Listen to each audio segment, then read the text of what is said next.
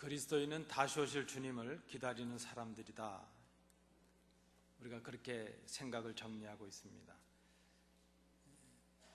그런데 우리가 이런 생각을 하면서도 실수하는 것 중에 하나가 있습니다. 그것이 무엇인가 하면 우리가 그리스도인 되었다는 그 특성을 너무나 종교적이고 의식적인 우리의 모습 속에서만 찾으려고 한다는 것입니다.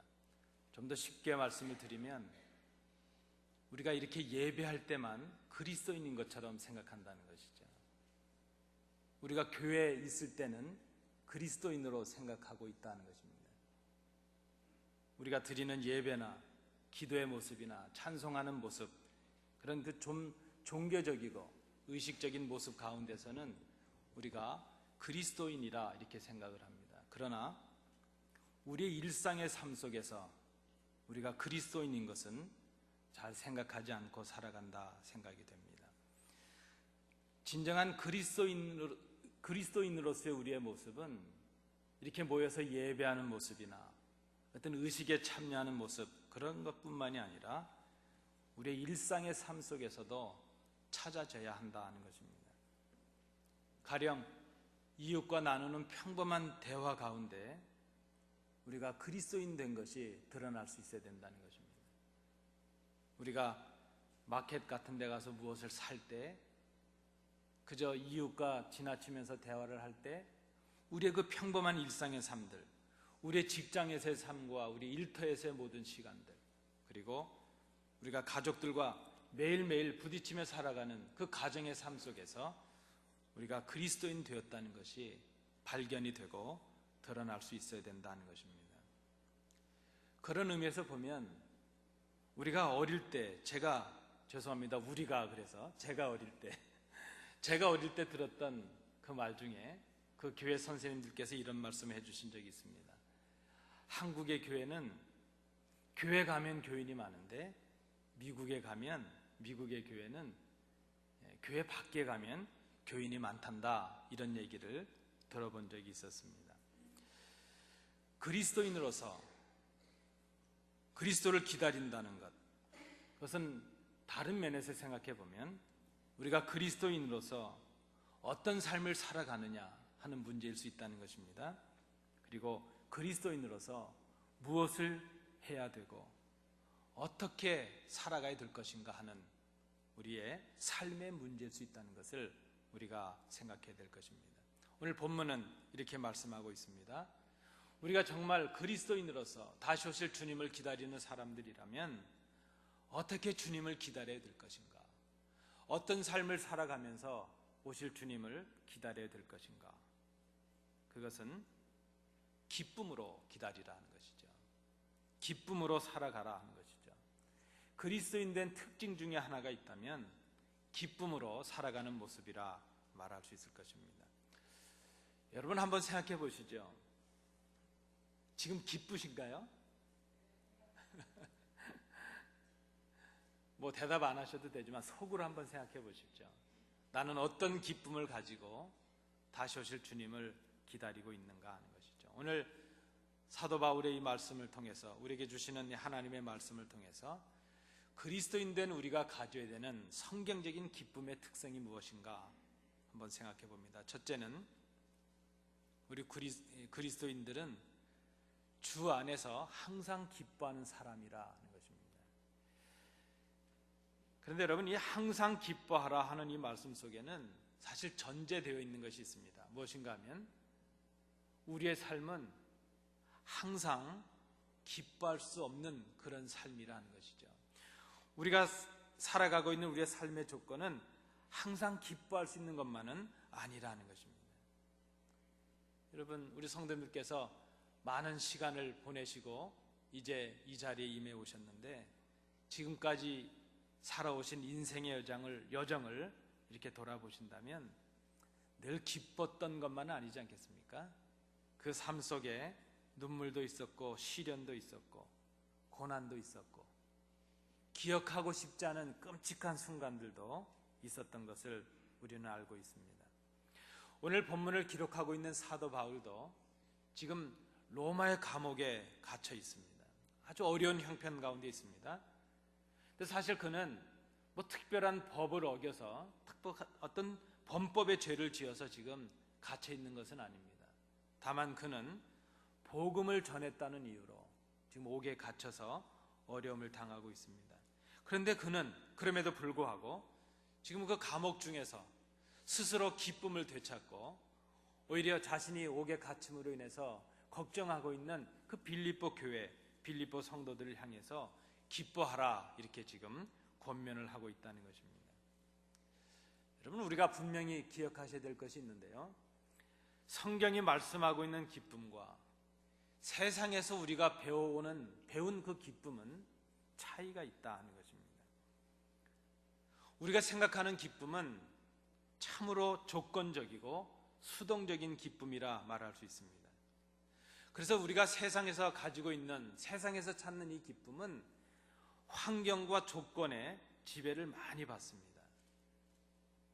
많이 가지면 기쁨이 많아질 것 같습니다.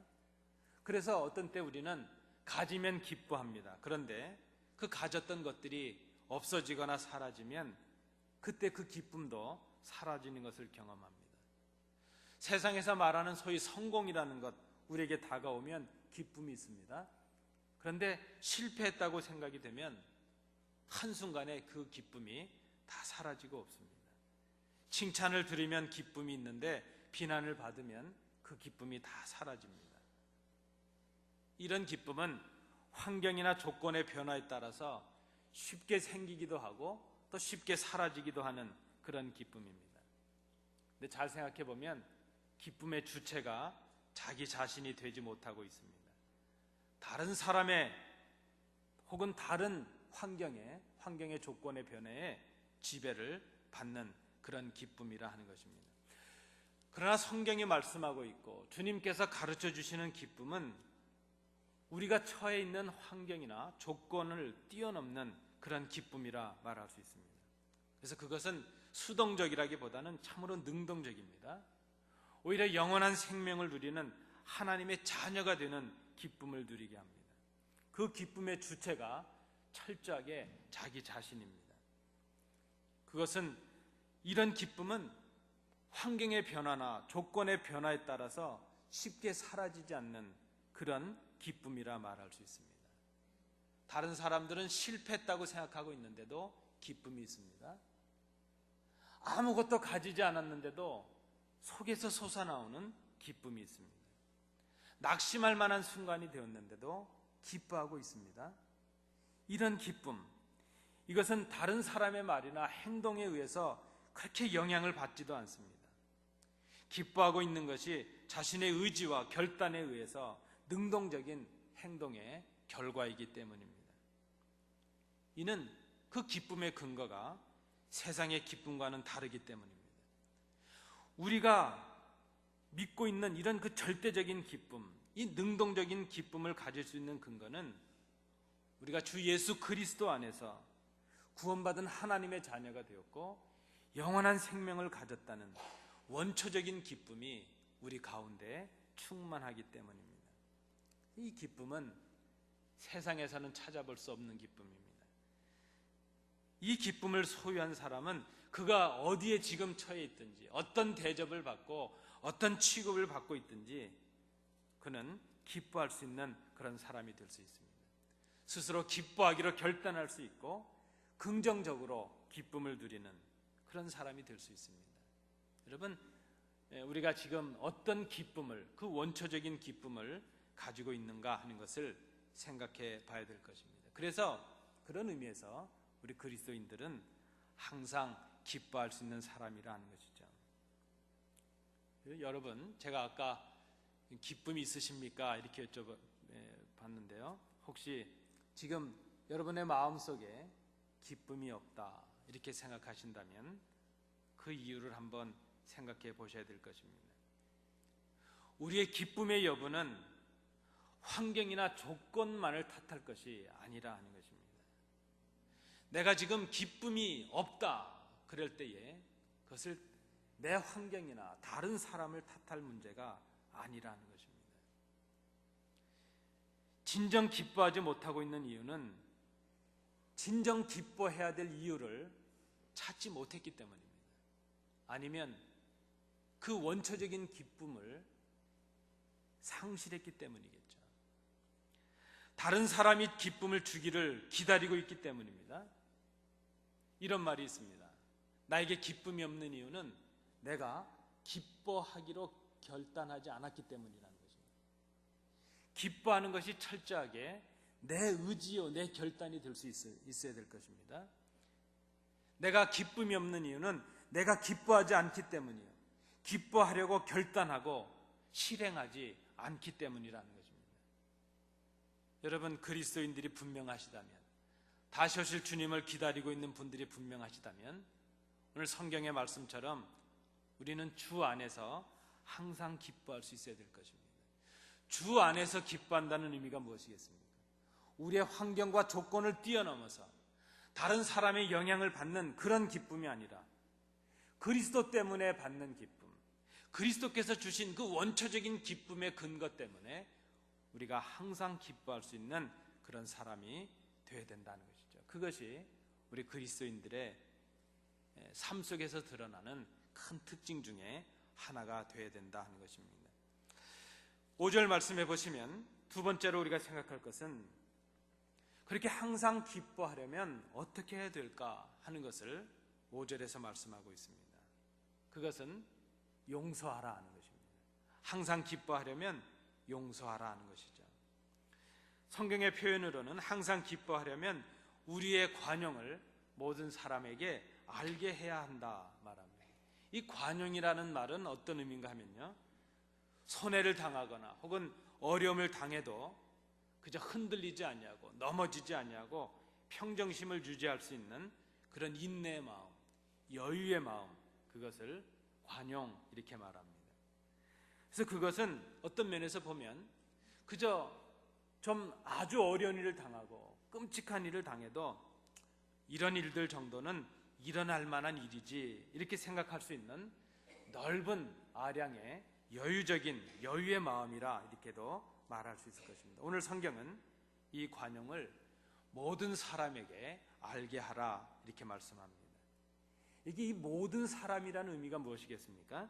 이 의미는 우리에게 선대하는 사람뿐만이 아니라 우리를 힘들게 하는 사람들, 우리에게 손해를 끼치고 있는 사람들, 또 어렵게 하고 비방하는 사람들, 그 모든 사람들을 다 포함하고 있는 그런 의미라 말할 수 있습니다. 그래서 이 관용의 마음은 박해를 받아도 자신의 감정과 마음을 지킬 수 있는 온유함이라 말할 수 있습니다.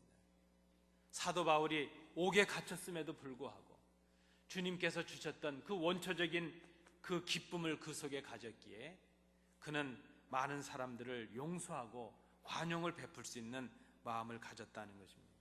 우리 주님께서 십자가에 달리셨을 때도 그렇게 조롱하고 창을 찔러대는 그 군병들 앞에서도 그들을 불쌍히 여기시면서 기도하실 수 있었던 이유도 바로 이 관용의 마음을 주님께서 가지셨기 때문이에요. 세상이 줄 수 없는 그 놀라운 기쁨을, 내가 죽어서 저들이 구원된다는 그 구원의 놀라운 역사를 이루는 그 기쁨이 주님 속에 있었기 때문이 아니겠는가 생각합니다. 자신의 당연한 권리를 포기하는 것일 수도 있습니다. 이 관용의 마음이 그렇다는 것입니다. 이런 마음, 넉넉한 여유의 마음, 용서할 수 있는 마음, 용납할 수 있는 마음, 이런 마음을 가진 사람이 바로 그리스도인이라 말할 수 있고, 이런 관용의 마음을 가질 때 우리가 항상 기뻐할 수 있다는 것입니다. 사도 바울은 오늘 본문에서 이 말씀을 빌립보 교회에 주고 있습니다. 그리고 그렇게 지적하고 있는 것이죠. 빌립보 교회가 큰 기쁨을 누리지 못하고 있는 큰 이유가 있는데 그것은 지금 다툼에 빠져 있기 때문입니다. 교회 안에 서로 용서하지 못하는 그런 문제가 있습니다. 빌립보 교회 안에는 여러분 아시는 대로 유오디아라는 사람과 순두계라는 걸출한 여성 지도자들이 있었습니다. 이들이 서로 지금 불화하고 있습니다. 그들은 교회를 섬기는 열심히 사특했습니다. 아주 큰 열심으로 교회를 섬겼는데 그렇게 하다가 서로 그저 이해가 달라지고 생각이 달라지면서 불화가 생겼습니다. 이것이 다툼이 되었습니다.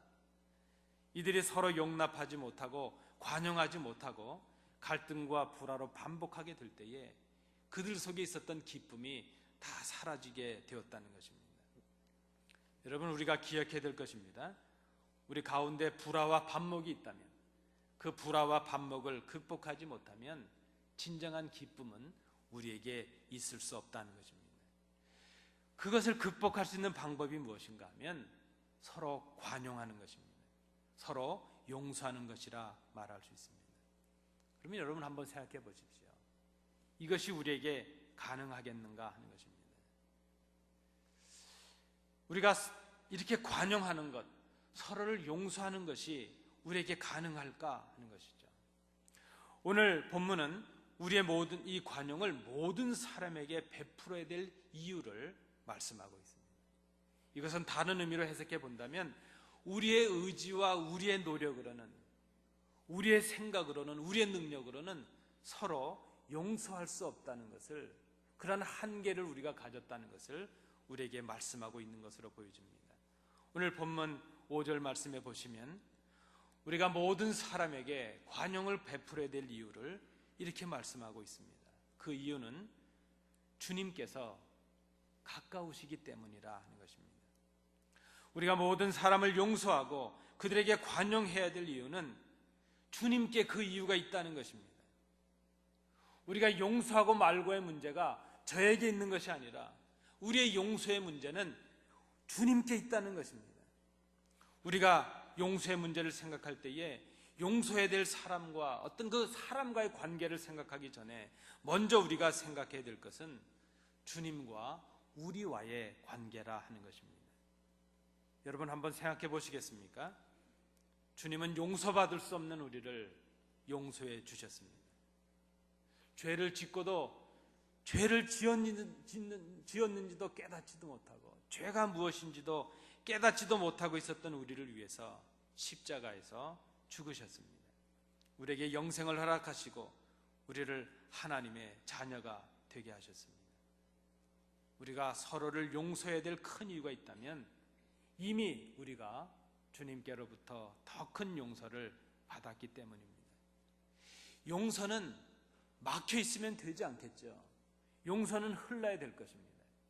우리가 큰 것을 용서받았다면 작은 것을 용서함으로 하나님의 은혜의 강물이 흐르게 해야 될 것입니다. 그리고 그 주님께서, 이제 우리를 용서하셨던 주님께서 곧 다시 오십니다.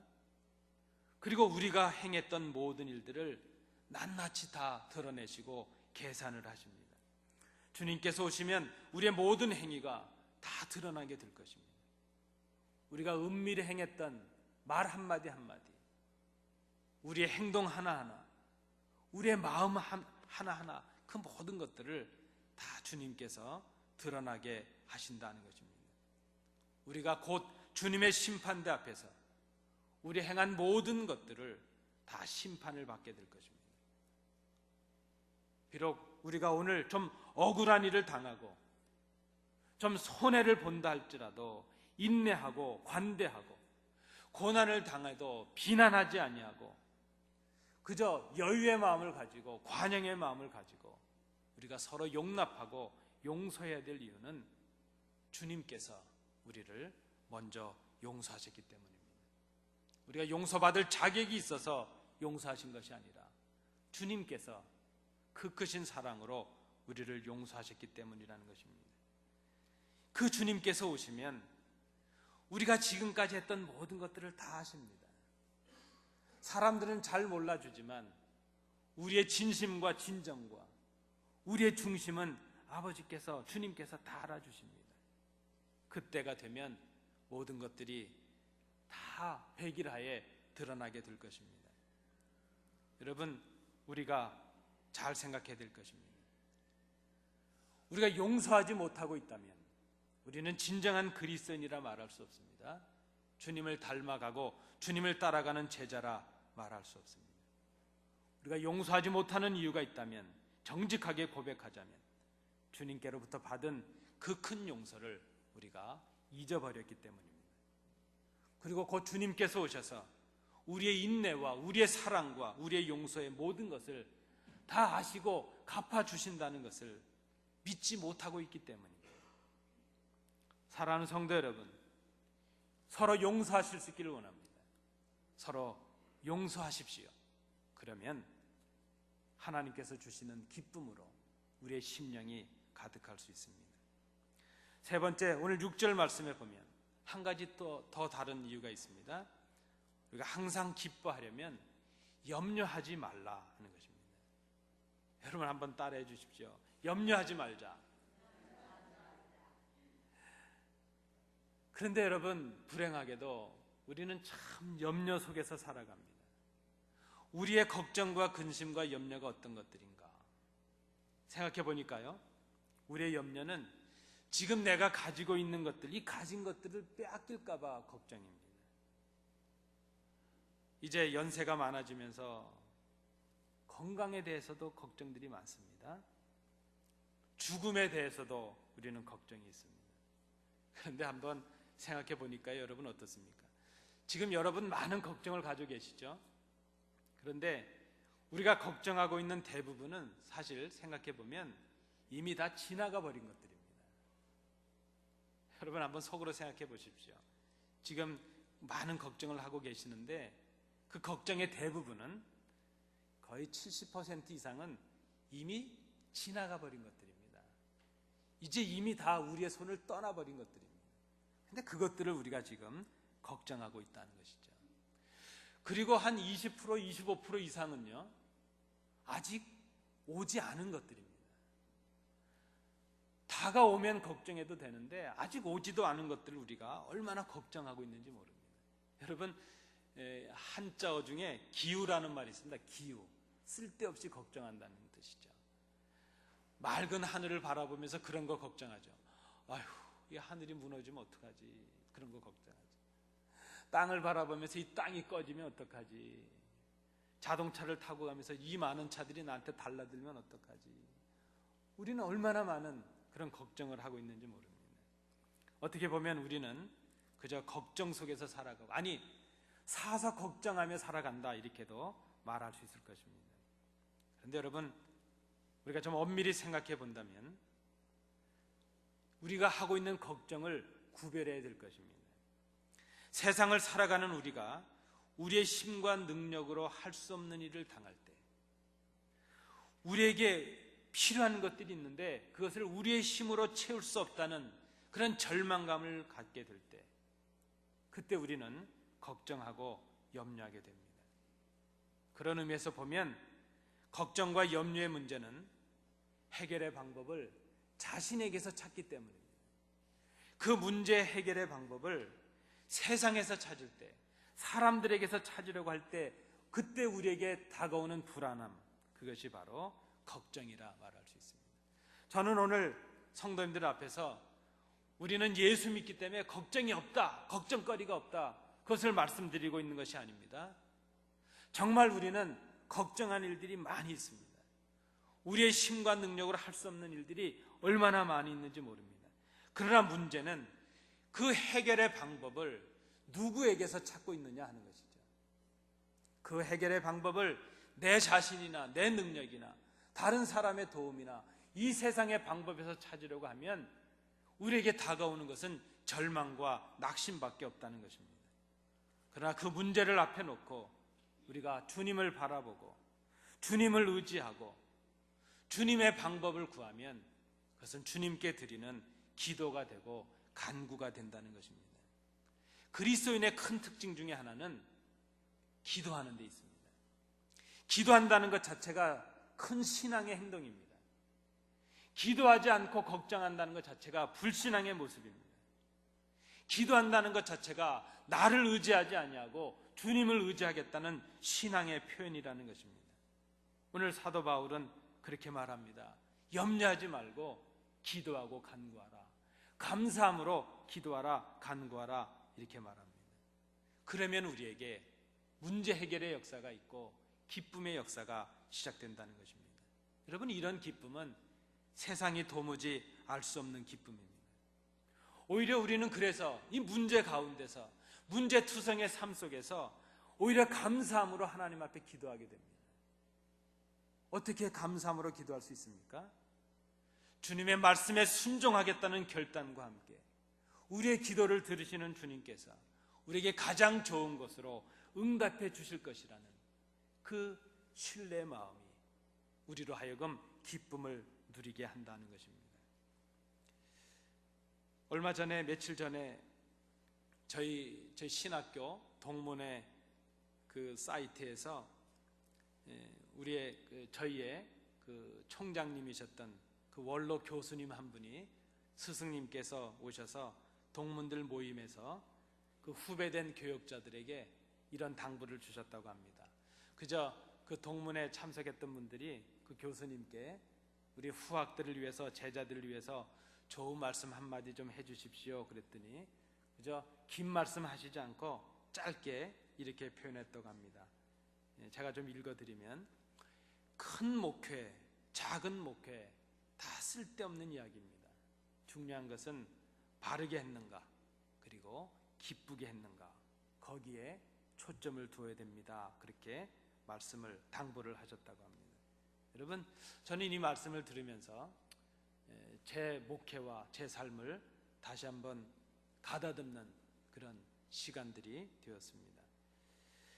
그 누구도 바르게 하는 사람, 그 사람을 대적할 수가 없습니다. 우리가 어떤 순간에 있든지 바르게 하는 것 중요하죠. 그런데 바르게 하는 분보다도 세상이 더 감당할 수 없고 세상이 이겨낼 수 없는 사람이 있는데, 기쁨으로 하는 사람입니다. 여러분, 주의 전에 오르실 때에 기쁨으로 오르고 계신가요? 교회에서 맡겨지시는 그 봉사들, 그 직분에 따른 봉사들 하실 때 감사함으로 기쁨을 하고 계신가요? 기쁨으로 하는 사람들을 세상은 감당할 수가 없다는 것입니다. 이 기쁨이 바로 그리스도인 된 우리의 삶으로 나타나야 될 큰 특성 중에 하나라는 것입니다.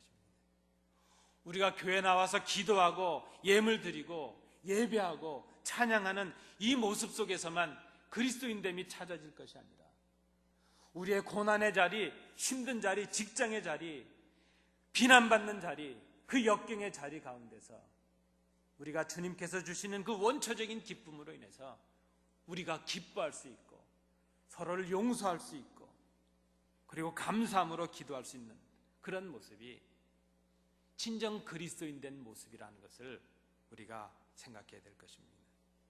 사랑하는 성도 여러분, 서로 용서하십시다. 서로 용서하십시오. 감사함으로 주님께 기도하고 간구하십시오. 그러면 항상 기뻐할 수 있습니다. 주님께서 그렇게 하십니다. 그때 하나님의 놀라운 평강이 그리스도 예수 안에서 우리의 마음과 생각을 지키십니다.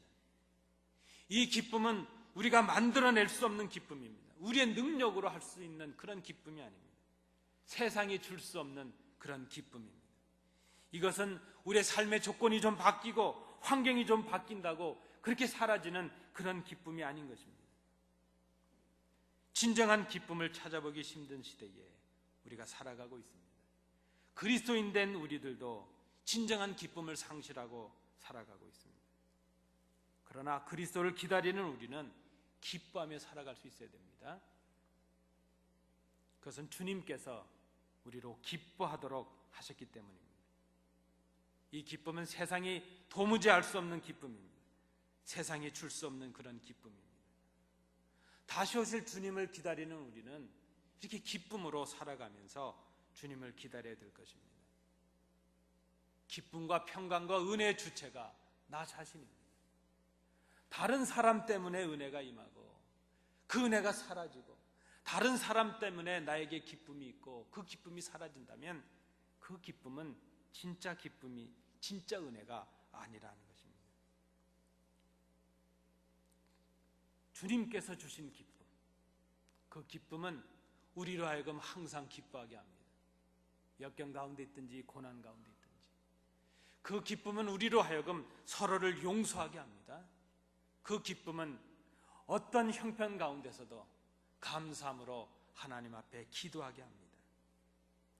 그 기쁨, 그 모습이 바로 우리 마음이어야 되고 우리 언행이어야 되고 우리의 삶이 될 수 있어야 된다는 것입니다.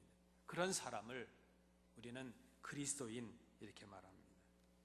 사랑으로 다시 권면을 드립니다. 서로 용서함으로 기쁨을 회복하실 수 있기를 원합니다. 하나님께 감사하고 기도함으로 기쁨을 회복하실 수 있기를 원합니다. 우리에게 기쁨을 주신 주님께서 이제 곧 오시기 때문입니다. 우리가 기쁨의 근원이신 주님을 기다리는 사람들인 것을 이 아침 기억하시는 온 교회가 되시기 바랍니다. 기도합니다. 은혜로우신 아버지 하나님, 기뻐하기를 원합니다. 항상 기뻐하기를 원합니다. 오늘 저희들에게 주신 이 말씀을 기억합니다. 주님께서 주신 이 원초적인 기쁨을 회복하기를 원합니다. 서로 용서하게 하옵소서. 그리고 감사함으로 기도하게 하옵소서. 주님께서 주시는 그 기쁨을 회복하는, 그 은혜와 감격을 회복하는 우리 교회가 되게 하옵소서. 예수님 이름으로 기도하옵나이다.